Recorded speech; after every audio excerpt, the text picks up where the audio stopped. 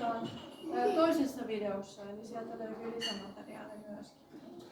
Mä olin valmistellut pitämään puheen, joka oli vähän semmoinen ehkä virallisempi muistopuhe.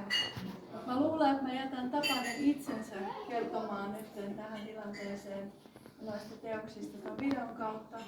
Ja kerron sen, että professori Mauri Yläkotola ei päässyt tänään tänne paikalle ja hän on ollut merkittävä toimija siinä, miten edisti Tapanin teosten arvostamista Lapissa. Eli se, että tämä tieteen aikateos on Lapin yliopiston aulassa professori Mauri Yläkotolan ansiota. Se oli merkittävä, että Lapin yliopiston rehtori oli Tapanin suurimpia tukijoita ja edistäjiä Lapissa. Tämä tavalla vaikuttaa. Mauri toivoi voimansa lähettää pienen puheen tähän tilaisuuteen tänään, koska hän ei itse päässyt paikalle. Aristoteleen Nikomantoksen etiikan mukaan on kolmenlaisia ystäviä. Ensinnäkin ystäviä, joista jotenkin hyödytään. Toiseksi on ystäviä, joiden kanssa pidetään hauskaa.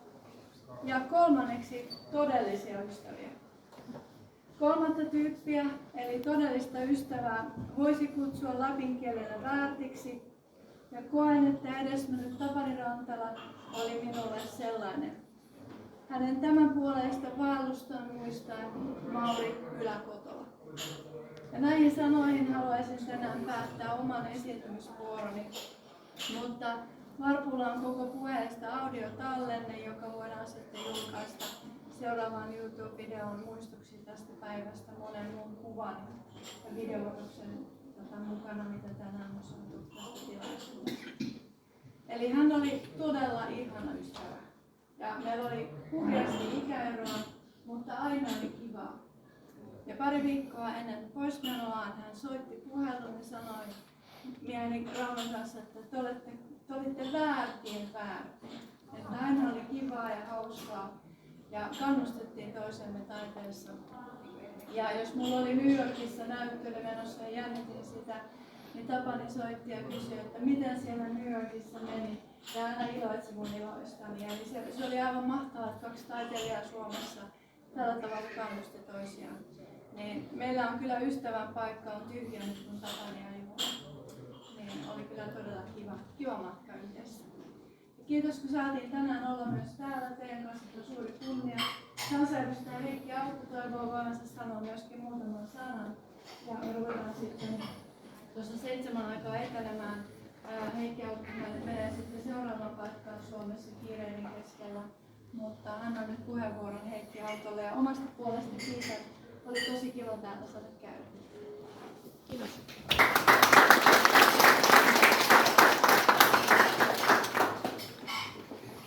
Kiitos paljon taiteilija Sini Kunnas sekä tästä hienosta kulttuuriteosta, historiateosta, jonka olet tehnyt valtioidessasi taiteilija Tapani Rantalaa. Tämä oli itse asiassa hätkähdyttävää, että meillä ei Tapanista ole välttämättä todella enempää tämmöistä elävää kuvaa sitten, jossa hän kertoisi teoksistaan, kertoisi omakohtaisesti työstään. Toivottavasti semmoista materiaalia löytyy vielä, mutta kiitos paljon todella Sini tästä, että olet tämmöisen taltioinnin tehnyt ja tällä tavoin, että se on meidän kaikkien sitten katsottavissa tuolta internetin ihmeellisestä maailmasta.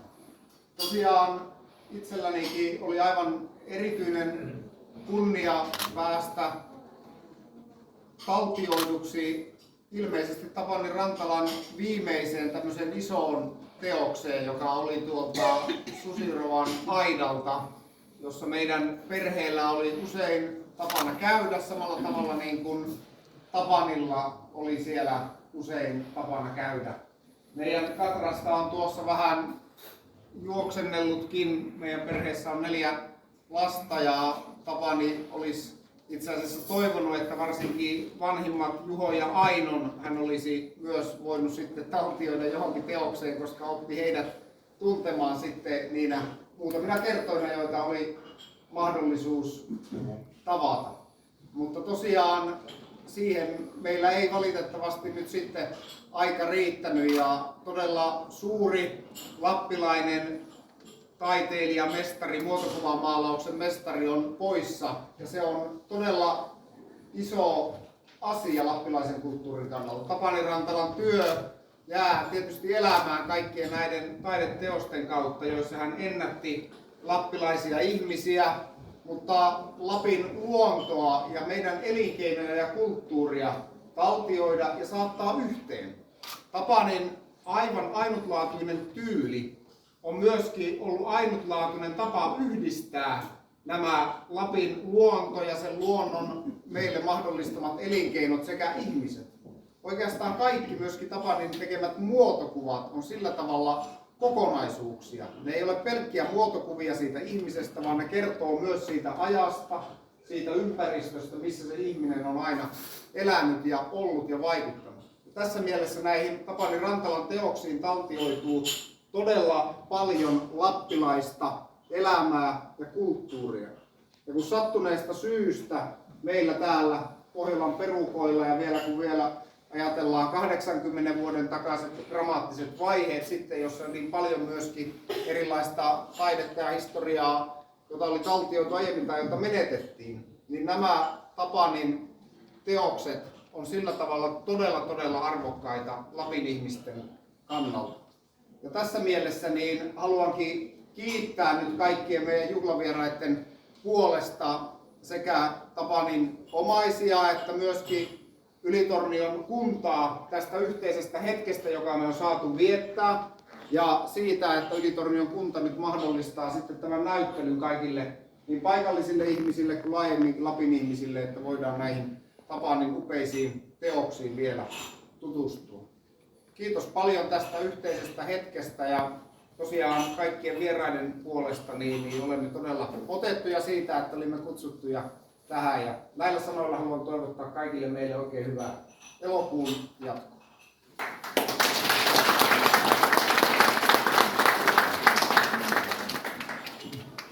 Kiitos. Kiitos.